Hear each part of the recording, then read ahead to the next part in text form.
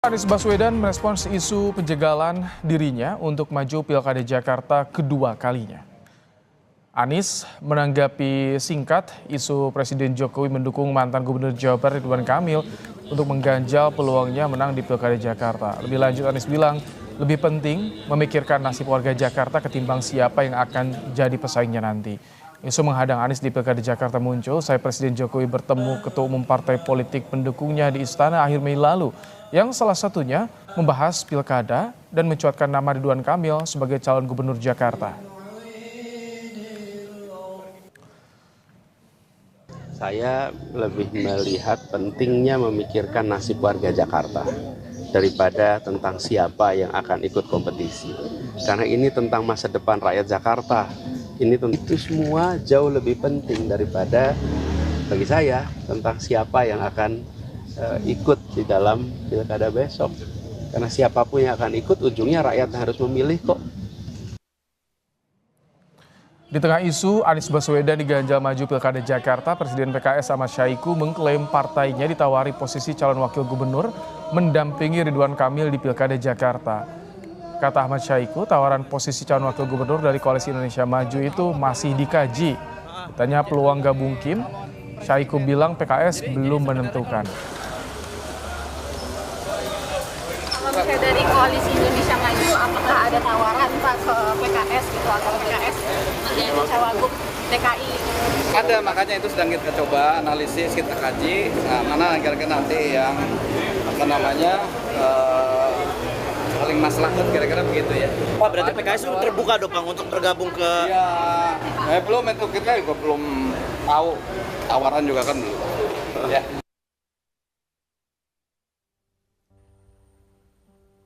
Dalam unggahannya di Instagram Sabtu lalu, Wakil Ketua Umum Partai Golkar membuat guyonan memarodikan apakah maju ke Pilkada Jakarta atau Jawa Barat.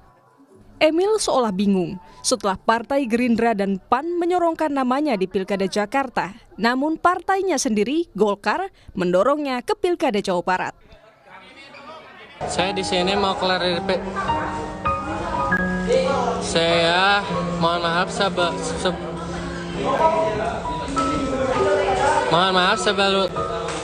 sebelumnya.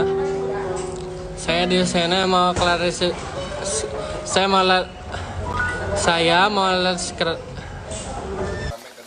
Di tengah tarik ulur Ridwan Kamil maju Pilgub Jakarta atau Jawa Barat, Ketua Umum Partai Golkar, Erlangga Hartarto menyebut partainya belum memutuskan kemana Ridwan Kamil maju Pilkada. Golkar masih menunggu hasil survei dan keputusan finalnya akan dikeluarkan akhir Juli mendatang. Jadi sesuai dengan apa yang kesepakatan, kita akan terus evaluasi sampai dengan bulan Juli. Tentu akan evaluasi siapa yang akan maju dan sebagainya. Ya, kita tunggu survei juga. Dengan pertimbangan yang ada, dukungan dari parpol, dan tentu akan ada kesepakatan antar ketua umum. Ketua DPD Gerindra DKI Jakarta Ahmad Riza Patria tetap yakin Ridwan Kamil akan unggul di pemilihan Gubernur Jakarta dengan siapapun akan dipasangkan, termasuk dengan Ketua Umum PSI sekaligus putra Presiden Jokowi, Kaisang Pangarep. Ya, Gerindra kan ingin menang di Jakarta ya. Salah satu tokoh yang menurut kami punya potensi yang besar untuk bisa mengalahkan Mas Anies ya Kang Emil. Jadi nggak salah sekira kalau Gerindra mengusulkan atau mengusung Kang Emil untuk Pilkada DKI. Ya, saya kira kan banyak calon yang mungkin ya dari partai-partai koalisi, tapi diantaranya sekarang yang muncul kan ada Mas Kaisang. Kita lihat nanti perkembangannya, kita hormati. Kira siapapun nanti yang menjadi wakil Kang Emil punya potensi besar untuk meningkatkan elektabilitas dan menangkan Pilkada DKI Jakarta. Sebelumnya, Ketua Umum PAN Zulkifli Hasan membenarkan Presiden Jokowi dan para Ketua Umum Parpol pendukung pemerintah membahas Pilkada di Istana akhir Mei lalu. Dalam pertemuan itu, Zulhas mengaku mengusulkan nama Kaisang Pangarep ke Jokowi sebagai calon wakil gubernur mendampingi Ridwan Kamil. Tim Liputan, Kompas TV. Pertemuan Presiden Jokowi dengan para ketua umum partai politik pendukung di Istana akhir Mei lalu memunculkan isu ada upaya menghadang Anies Baswedan untuk maju Pilkada Jakarta. Lewat masuknya nama Ridwan Kamil dan Kaisang Pangarep dalam bursa Pilkada. Mengapa muncul isu Presiden Jokowi cawe-cawe di Pilkada Jakarta? Dan kalau benar Jokowi mendorong Ridwan Kamil di Pilkada Jakarta, apakah ini menghadang Anies? Sama artinya dengan menghadang langkah PDI Perjuangan yang tampak melirik Anies di Pilkada? Kita akan bahas, sudah ada bersama kami politisi PD Perjuangan Aryo Seno Bagaskara dan juga Ketua Umum Relawan Solidaritas Merah Putih Sylvester Matutina dan juga pengamat politik Ikrar Nusa Bakti. Selamat sore Prof. Ikrar, Pak Sylvester. Selamat sore Bung Ibrahim. Ini kita masih menunggu juga bergabungnya Seno Bagaskara. Prof. Ikrar, kalau Anda lihat, yang tadi ada info terkini PKS ditawari jadi cawagup di Pilkada Jakarta dari Kim. Apakah Anda melihat tawaran ke PKS ini menguatkan untuk menjegal Anies di Pilkada Jakarta, termasuk menguatkan soal cawe-cawe Jokowi di Pilkada Jakarta? Prof? Ya, saya tidak tahu persis ya apakah PKS akan menerima atau tidak ya. Tapi yang jelas Presiden Jokowi memang memiliki suatu kepentingan khusus ya untuk calon dari Kim ya, Koalisi Indonesia Maju bisa memenangi Pilkada Jakarta ya.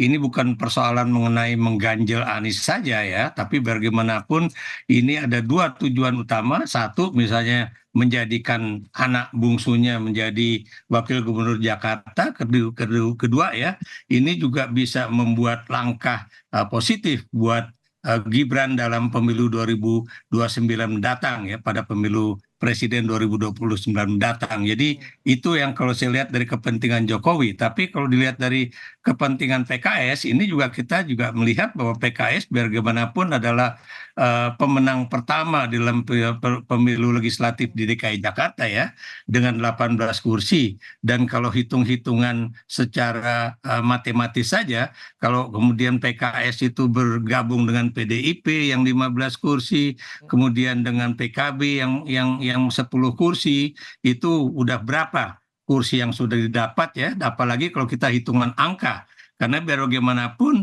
Anies di dalam pemilu presiden kemarin itu memperoleh suara 2 juta lebih ya, itu hanya berbeda sedikit dengan pasangan Prabowo Gibran gitu kan. Jadi kalau di sini misalnya digabungkan antara hasil pileg dengan hasil pemilu presiden kemarin, sebetulnya langkah Anies akan jauh lebih mudah apabila kemudian PKS juga tetap bergabung dengan memajukan Anies menjadi calon gubernur DKJ ya, daerah khusus Jakarta nantinya. Ini salah satu partai yang mulai melirik Anies Baswedan adalah PD Perjuangan. Mas Seno, bagaimana Anda melihat ini ketika PDIP masih menimbang-nimbang Anies Baswedan, tapi PKS yang sebelumnya yakin ternyata digoda oleh Kim. Bagaimana PDIP melihat? Ya baik, terima kasih. Pada dasarnya prinsip kami di PD Perjuangan tetap sama. Terkait dengan pilkada di daerah manapun ada berbagai variabel yang kami pertimbangkan. Bahwa persoalan elektoral menjadi penting, iya, sebagai modal awal. Dan secara saintifik metodenya adalah menggunakan survei, polling, dan seterusnya. Dan di dalam survei tersebut nama Mas Anies menjadi salah satu yang merajai, itu adalah sebuah fakta yang tidak bisa kita tutup mata. Di sisi yang lain juga kemudian saat bicara tentang hasil Pilpres yang lalu, suaranya juga tidak terpaut cukup jauh. Hanya beda 1% kalau nggak salah dengan pemenang Pilpres di DKI Jakarta. Pak Prabowo 42, Mas Anies 41. Tentu secara fakta ini menjadi sesuatu yang menarik secara elektoral. Tetapi kita juga mempelajari bagaimana secara historis Mas Anies pernah punya pengalaman kompetisi Pilgub yang sangat keras dengan kami di tahun 2017-2018 yang lalu. Dan sampai hari ini pun itu menyisakan basis pendukung fanatik yang sangat kuat di masing-masing kubu, baik kubu Mas Anies maupun di kubu PDI Perjuangan. Semua itu menjadi variabel kami. Nah, menjadi menarik pada saat akhir-akhir ini yang kami dengar, malah yang getol muncul secara dinamika politik adalah perwujudan atau upaya mewujudkan pasangan Anies Kaisang misalnya. Yang itu kemudian tentu menjadi semakin menarik. Dengan PDI Perjuangan saja menarik, meskipun ada rasionalisasi Pilpres, gitu ya. Artinya kekuatan kritis atas pemerintah itu disimbolkan melalui Mas Anies, melalui PDI Perjuangan, lalu ada rasionalisasi itu sebelum langkah ke Pilgub, kemudian muncul isu lain yang lebih menarik gitu, Anies Kaisang. Rasionalisasinya di mana ini? Buat kami ini menjadi sesuatu yang tentu sedang kami cermati dan kami sedang pelajari, karena tentu saja Jakarta ini tempat yang sangat penting. Oke, baik. Nah, kalau Anda, Pak Sylvester, melihatnya bagaimana ketika tadi ada Prof. Ikrar yang menyinggung ini ada kepentingan khusus dari Jokowi di Pilkada Jakarta ini, Pak Sylvester? Ya, itu mohon maaf, Prof itu terlalu jauh ya, fantasinya terlalu jauh sekali. Jadi kalau kita cermati, kita tarik ke belakangnya, bahwa dulu juga ada itu menjegal Pak Anies ya sebagai capres. Dan ternyata tidak terbukti. Akhirnya Pak Anies itu bisa melenggang melawan Pak Prabowo Mas Gibran dan juga Pak Ganjar Mahfud MD. Jadi sama sekali itu tidak benar kalau ada ganjel-mengganjel itu. Memang kan yang akan menjadi pendukung dan pengusung itu adalah partai politik, bukan Pak Jokowi ya. Jadi saya pikir itu satu hal yang kita tidak mempunyai bukti dan juga alasan yang akurat bahwa Pak Jokowi mengganjal Anies untuk apa gitu loh. Tapi memang dasarnya kita di tim kampanye nasional Prabowo Gibran dan juga Koalisi Indonesia Maju ataupun relawan, kita pastinya akan mendukung yang sevisi dan misi dengan Prabowo Gibran gitu loh. Tapi bisa ya, untuk kalau Jokowi bisa juga ikut andil dalam menentukan siapa yang akan maju di Jakarta sesuai dengan pertemuan ketum parpol di akhir Mei lalu ya, Pak Sylvester? Kan itu pastinya para ketum partai yang mengusulkan ataupun berwacana itu, bukan Pak Jokowi yang memerintah. Belum pernah ada loh. Bukti-bukti Pak Jokowi cawe dan mengintervensi itu nggak pernah ada sampai selama ini. Semua hanya tuduhan dan opini yang jelek yang dibikin baik oleh pengamat politik maupun orang-orang yang takut bersaing dengan Prabowo Gibran kemarinnya. Dan Mas Gibran itu kalau kita tahu itu untuk dia di MK itu udah 6 bulan sebelum penetapan. Jadi Gibran itu pilihan terakhir. Ini saya mau kasih tahu kepada seluruh rakyat Indonesia, jangan percaya opini-opini dari pengamat politik ataupun partai-partai yang memang tidak ingat akan sejarah atau historinya. Ya, kita lihat kan kemarin juga ada yang mengatakan bahwa itu ada dari Henry Satrio ya kan mengatakan bahwa itu penjagalan oleh Pak Jokowi. Penjagalan apa? Henry Satrio ini kan pendukungnya Anies.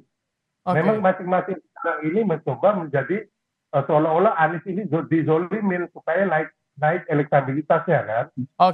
Dan menurut kami bukan politik yang baik buat bangsa kita ya. Jadi kembali lagi opini itu harus berdasarkan sejarah, fakta, data yang akurat. Jangan membuat opini yang akhirnya hanya menjelekkan atau memfitnah orang. Baik, itu perspektifnya. Kita juga akan bahas nanti Prof. Ikrar bagaimana daya tawar PKS ini ketika sudah mulai digoda oleh Kim, dan juga bagaimana sih keseriusan PDIP untuk mengusung sosok Anies Baswedan di Pilkada Jakarta. Usai jeda kita akan bahas, tetap bersama kami di Kompas Petang, saudara. Kita kembali bersama dengan pengamat politik Ikrar Nusa Bakti dan juga Sylvester Matutina, relawan pendukung Prabowo Gibran, dan juga ada Aryo Seno Bagaskara, politisi PDI Perjuangan, bahas soal Pilkada Jakarta. Pak Ikrar, kalau Anda lihat daya tawar PKS ini bagaimana sih kalau nanti PKS gabung ke Kim, termasuk di Jakarta, di Pilkada Jakarta, siapa nanti yang akan ditinggal?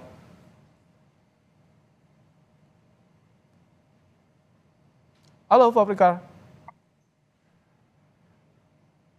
Prof? Tampaknya Prof. Ikrar ada gangguan sinyal. Kita ke Mas Seno. Mas Seno. Halo Mas Seno. Baik, ya Mas, gimana?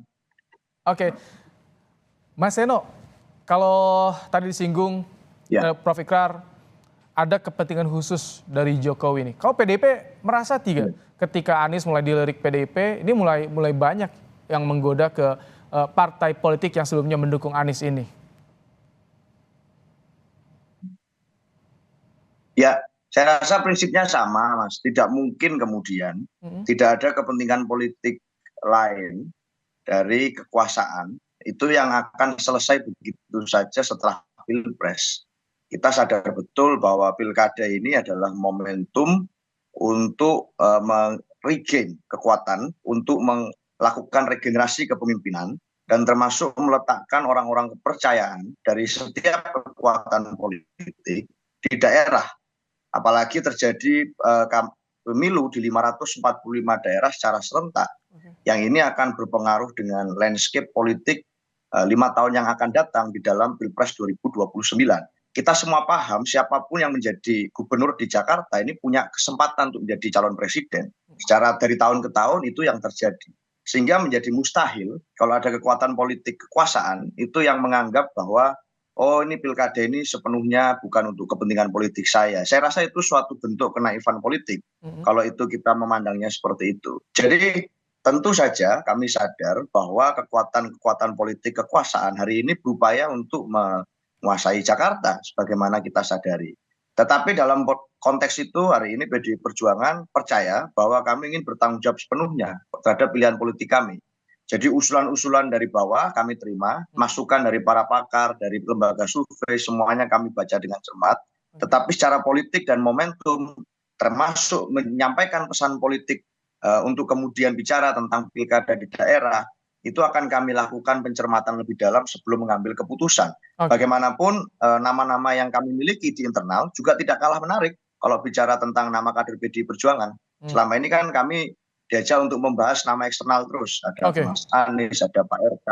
Kami punya Pak Ahok padahal, kami punya Pak Andika, kami punya Pak Basuki, Menteri PUPR. Itu nama-nama yang saya rasa punya tempat tersendiri di dalam memori kolektif masyarakat. Dan hari ini masih kami uji coba secara simulasi. Saya rasa itu, Mas. Prof Ikrar, sudah bergabung kembali? Ya. Nah, Prof, bagaimana sih Anda melihat daya tawar PKS? Ini kalau misalkan nanti PKS jadi gabung ke Kim termasuk untuk di Jakarta, siapa nanti yang akan ditinggalkan? Apakah termasuk PDIP, Prof? Ya, kalau saya lihat di Pilkada DKI Jakarta ini ya, ini masih DKI mudah-mudahan ya, itu itu akan menarik kalau PKS kemudian bersama PDIP bergabung juga gitu. Kenapa demikian? Karena ini juga akan menghilangkan sekat-sekat ideologi yang seakan-akan antara Islam dengan nasionalis itu tidak bisa menyatu gitu kan, atau yang dikatakan selalu antara minyak dengan air ya. Tapi kalau kita perhatikan ya, itu kalau memang ini di DKI Jakarta dia bisa bergabung, itu bukan mustahil bahwa partai ini berdua bisa saja akan duduk sama-sama menjadi oposisi yang loyal terhadap pemerintahan yang ada pada tingkatan nasional ya. Ini yang kalau kita perhatikan seperti itu. Dan mengenai siapa akan menjadi pendamping Anies, itu biarlah mereka kemudian akan bernegosiasi mengenai hal itu. Apakah dari PDIP seperti Andika Perkasa yang akan diajukan, ataukah dari PKS gitu kan? Seperti Bung Arisera yang boleh dikatakan berapa kali menjadi calon gubernur ataupun wakil gubernur DKI dari PKS gitu kan. Pak Mardani ini kan juga memiliki suatu masa yang cukup kuat di DKI gitu. Prof, kalau tadi disinggung ditanyakan nggak ada bukti menjegal Anies ketika ada menggoda PKS ini. Kalau misalkan yang Anda lihat, apa bukti menjegal Anies termasuk juga kader-kader PDIP di Pilkada Jakarta ini kira-kira, Prof? Dengan saya nggak tahu persis, tadi saya katakan bahwa saya nggak tahu persis apakah memang ada upaya menjegal Anies. Tapi kalau kita lihat dari sejarah politiknya ya, memang Anies adalah orang yang memang tidak disukai oleh Presiden Joko Widodo begitu kan, baik itu dalam Pilpres 2024 ataupun ketika Anies juga menjadi bagian dari koalisi Jokowi JK pada pemilu 2014 yang lalu gitu kan. Nah, kita juga lihat bahwa biar bagaimanapun ya, Anies itu memegang sosok posisi yang sangat penting karena dari sisi elektabilitas, dari sisi dukungan ya, baik itu dari tingkat masyarakat atau partai politik, itu Anies masih menjadi sosok yang boleh dikatakan nomor satu lah untuk pilkada DKJ ataupun DKI Jakarta. Jadi Prof, ketika Anies jadi antitesanya Jokowi, itu yang dimanfaatkan oleh PDIP, kesannya yang Anda baca saat ini seperti itu? Bukan gitu ya, karena Anda tahu ya, Anies itu kan pernah menjadi Menteri Pendidikan dan Kebudayaan pada eranya Jokowi ya, dan kemudian berhenti tengah jalan gitu kan, baru 1,5 tahun kalau nggak salah. Dan kemudian ya, ketika akan menjadi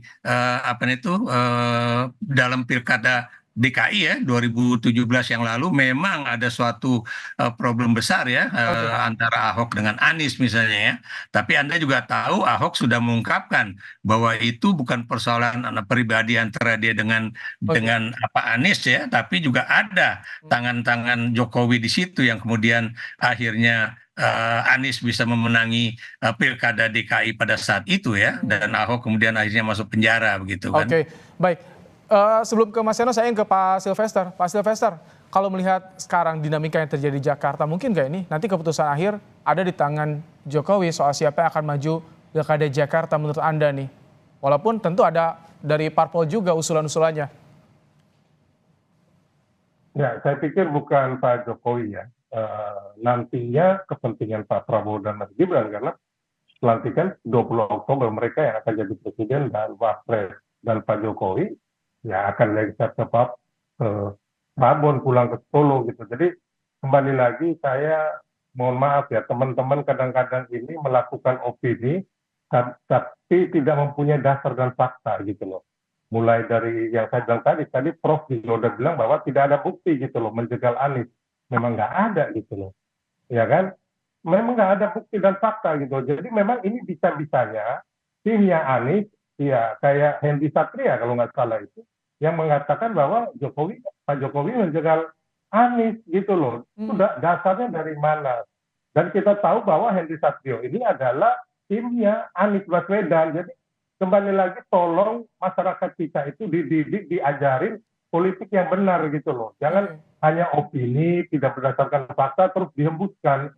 Jadi nggak ada sama sekali kepentingan Pak Jokowi di sini. Tapi kalau kepentingan Prabowo Gibran, bahwa harus satu visi dengan presiden dan wapres terpilih, itu memang harus. Jadi antara pilpres dan pilkada ini harus sejalan gitu loh. Jadi kita nggak setuju. Kan kemarin Adian mengatakan bahwa hal yang berbeda antara pilpres dan pilkada, bagi kami nggak bisa gitu loh. Di tim Prabowo Gibran itu harus satu visi, satu garis, satu arah dengan Prabowo Gibran, karena mana mungkin nanti kita membangun bangsa ini dengan yang berbeda-beda kan, gubernurnya beda dengan presiden, bupatinya beda dengan presiden, mau jadi apa gitu loh. Karena kita mau maju gitu ke depannya. Baik, Mas Seno, kalau tadi Anda singgung naif jika tidak disebutkan tidak ada kepentingan penguasa. Kalau tadi tidak ada kepentingan Jokowi untuk pilkada saat ini di dinamikanya, bagaimana pendapat Anda, Mas Seno? Satu, bahwa pemilu itu adalah perayaan kedaulatan rakyat, itu yang kami pahami. Artinya logika apapun yang terjadi di antara para penguasa, partai politik, itu memungkinkan, buat kami memungkinkan terjadi perbedaan-perbedaan antara yang apa yang menjadi hasil di Pilpres dan apa yang jadi di Pilkada. Bahwa kita melihat pada waktu 2018 Pak Anies Baswedan dapat menjadi Gubernur DKI Jakarta di situasi di mana pada waktu itu kepentingan kekuasaan tidak berpihak pada Pak Anies.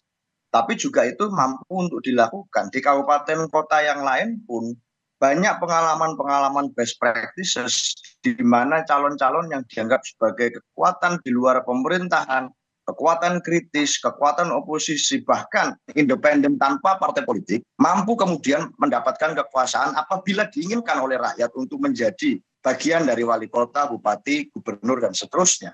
Sehingga apa yang menjadi logika di dalam Pilpres, buat kami tentu saja berbeda dengan logika pilkada. Paling sederhana bagaimana? Komposisi kekuatan partai politik di dalam Pilpres yang bekerja sama secara politik belum tentu sama persis 100% dengan peta kerjasama politik atau bahasa sederhananya koalisi partai politik yang terjadi di daerah-daerah, bisa saja berbeda. Maka logika ini kami sadari betul. Apa yang jadi di Pilpres kemarin belum tentu harus di copy paste terjadi di pilkada, termasuk di pilkada DKI. Hari ini pun itulah kenapa kami membuka ruang siapapun bisa kemudian masuk di dalam radar calon-calon yang akan kami usung, termasuk Pak Anies Baswedan, termasuk kemudian nama bahkan Pak Ridwan Kamil. Nama-nama internal kami pun juga sedang godok untuk kami tingkatkan elektabilitasnya di mata masyarakat. Kenapa? Karena ini nanti ujung-ujungnya adalah menjadi pemimpin bukan sekedar how to win, tapi how to govern. Nanti itu juga menjadi penting. Memimpin Jakarta tidak bisa dengan cara main-main.